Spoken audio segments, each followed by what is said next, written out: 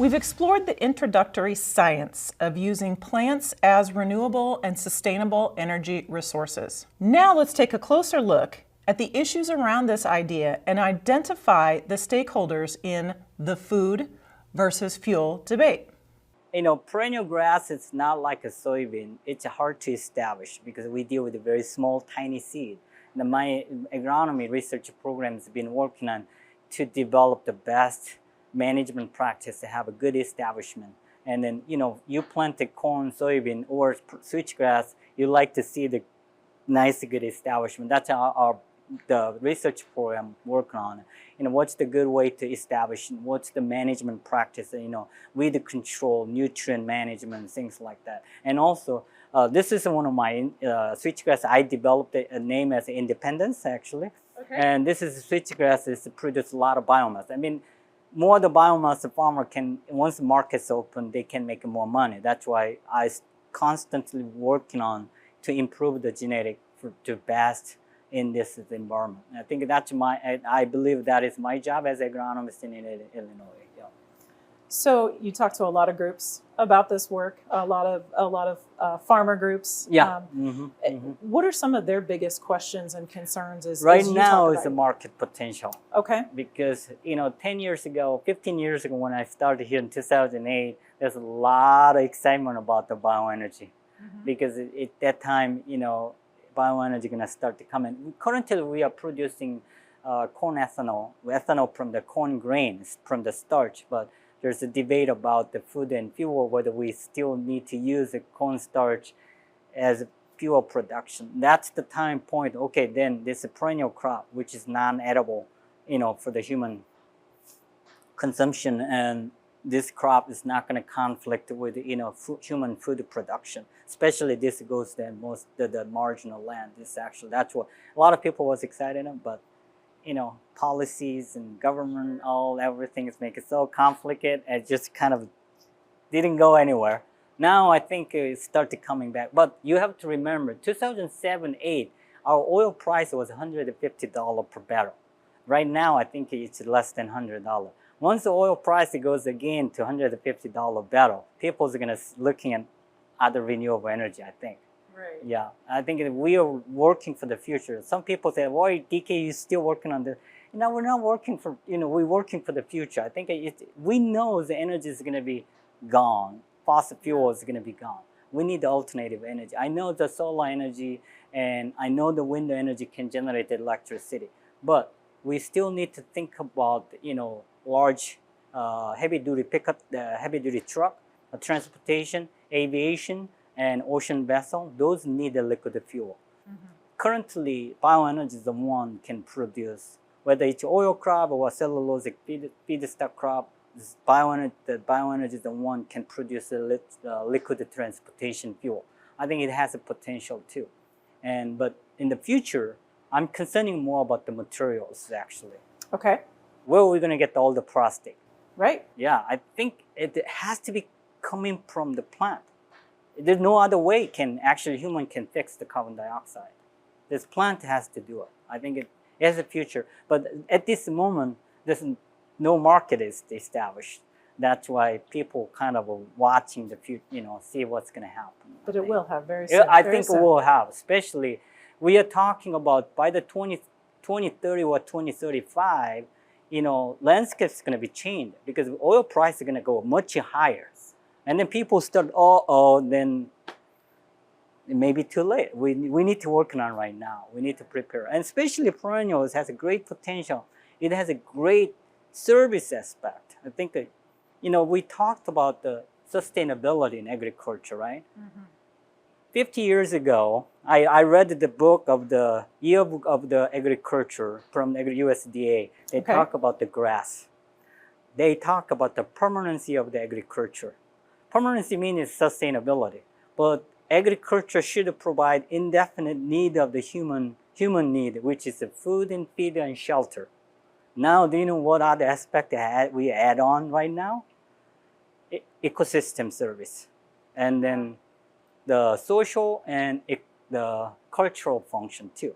Now, when we talked about agricultural sustainability, we talk about the production function. Obviously, we need to produce some food and forage and feed and whatever. And then also we talk about the ecosystem function. All the climate change mitigation, carbon sequestration, nutrient loss reduction, biodiversity and everything. And also, human social function also is very important to the agriculture.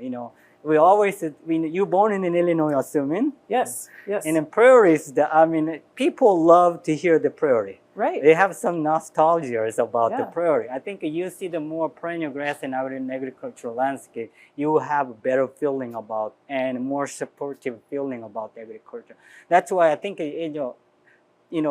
improving diversity in our agricultural landscape, actually we can maintain the productivity for the long term, not sacrificing the future generation, and also just improving all the ecosystem service, everything. I think improving the sustainability.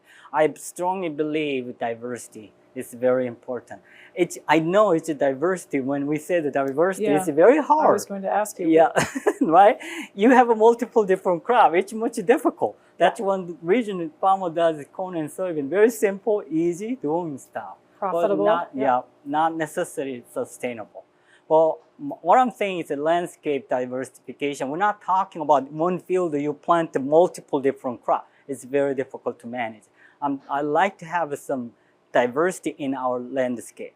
Our landscape has a lot of variation. Some nice, good flat ground. We can have corn, soybean, food crop production. Some slopey, wetter, in a poorly drained soil. We can introduce in different crops. And we don't have to worry about too much management issue related to diversity.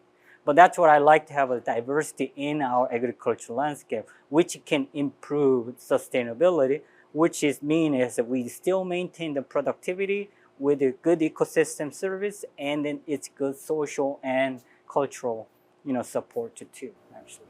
So that's wonderful. So we're not talking about taking entire fields out of production. We're talking about putting into production these grasses where it makes sense in the landscape. Yep, correct. Yeah, because you see that you're driving around it in the springtime, a lot of area, water standing, right? Mm-hmm.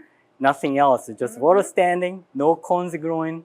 Corn just fails there. Those areas are perfect for the perennial.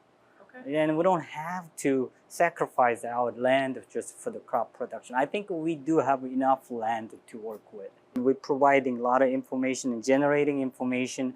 And then whenever farmers are asking us, hey DK, what is the best practice? What the species I need to plant? I think we are ready to support those, and then meet their and just answer their question. I think we are ready to move on too. Just a matter of the market's change situation. I think our crop science and ACES College of ACES is ready to support anybody who wants to improve the diversity in their agricultural landscapes. Actually. So you're ready for the science and technology. So. Yeah. Mm-hmm. Only just the market has to be You're waiting for the policy to catch up with you. Policy to catch up too. Energy is so cheap. No one wants to pay a lot of money on energy. Energy has to be cheap, right? And then feedstock coming from agricultural land has to be cheap too, right? It has to be government involvement is very important. Mm-hmm. To try to help a government in intervention, and that's why we talk about all the ecosystem service actually to get the support from other. Because energy itself is not gonna fly myself. I think it has other ecosystem service like climate change and nutrient loss reduction, and government can actually, make more justification to have more better justification to support energy cropping. So this is an important investment. I think so, yeah. In the future, simply just to think about 20 years from now, we don't have it. Our reliance on foreign oil and energy is going to be much higher. Yeah. Mm-hmm. People doesn't believe it because we do have enough oil and gas, but that is not really true.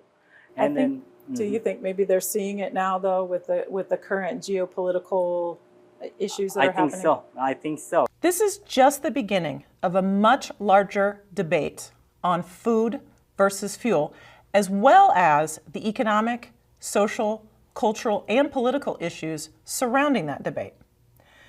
We still need to consider how we increase the diversity of crops grown with an ever-shrinking amount of land to grow them on.